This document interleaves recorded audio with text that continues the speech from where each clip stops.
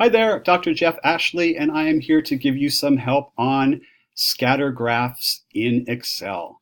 So the first thing you want to do is open up Excel and enter your data. In my little fictitious experiment here, I was changing temperature and measuring the concentration of a chemical reaction product. And I entered my data. So here's my temperature values that I was monitoring the reaction at. These are the dependent variables. They are the x-axis data points that you will use. And here I was measuring the concentration of my products. I didn't know what to expect when I measured these at various temperatures. So these are my independent values here. So if you arrange it with x and then your y side by side, you can quickly do this. You can highlight all of those data and then go up to Insert. You're going to get some icons here across the top banner, and you're going to come down here, and I want a scatter, an XY scatter graph. In the instructions, it says it's very uncommon in science to connect the dots. So we're not going to connect the dots. We're just going to go for a simple scatter plot that shows the data points only. And there we have it, the bare bones graph.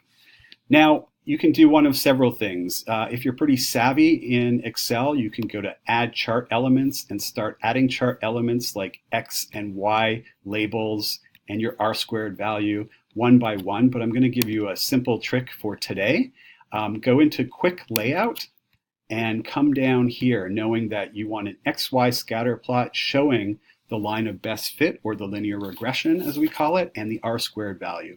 So it's this one. Under my version, it's layout 9. That gives you this graph, and it looks pretty good right now. We have to add some things, but this gives you the capability of going in and editing. So the chart title, I want to give it a very descriptive title. I'm going to call this The Effects of Temperature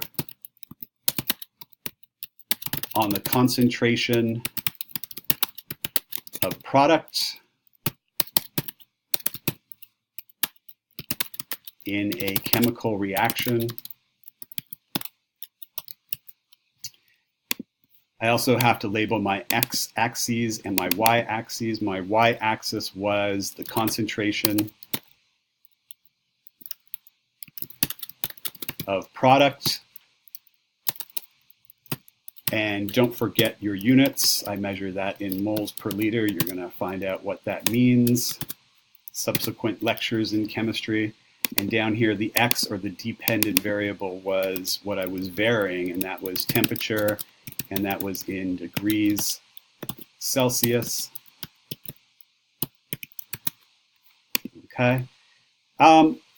You see here that it gives you this stuff. I find that sort of redundant, and I just get rid of it. So I click on it and then delete it. I can see that my equation of the line, my y equals mx B for my line of best fit here, or my linear regression shows up, and my R-squared value. R-squared value is really important. That's the sort of the line of best fit indicator. The closer to 1 that is, the less scatter in your data points. Data points that were really scattered and didn't fit that straight line, you'd get an R-squared value much less than 1.0. So mine's really close to 1, so that means all these fell quite closely on that line of best fit. So I'm going to keep that equation of the line and the R-squared value, but I'm just going to pull that information down a bit. Also, you see that you really want to maximize the amount of area by which you're showing your data points. There's this whole void area because I really didn't measure any of those data points below 30 degrees.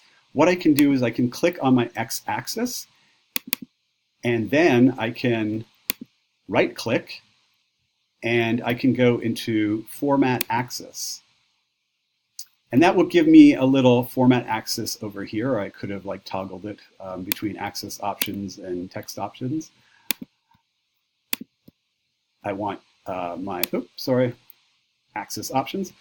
These are my bounds. So it's showing from 0 to 90 degrees Celsius, but I want to clip that off, and let's say 25 to 85 to clip the bounds of my dependent variable. Watch what happens as I do that. Instead of 0 to 90, I'm now at 25 to 85.